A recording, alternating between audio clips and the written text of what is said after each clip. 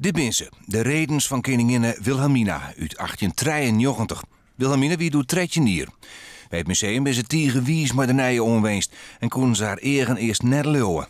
Er staat op de voorkant, hier in het ijzer, daar staat Visser Deventer. En Visser Deventer hebben wij uitgezocht.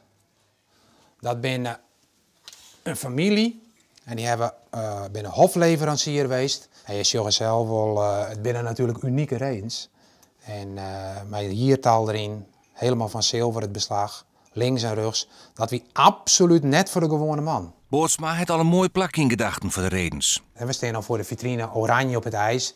Er zijn een soort foto's en er is een soort schreeuwen dat er een soort terug het Koninklijk Huis reetreden is. En dit mist net, dit zijn de redens van Wilhelmina. De redens van Willem-Alexander, foto's van Juliana op het ijs, brieven van het Koninklijk Huis.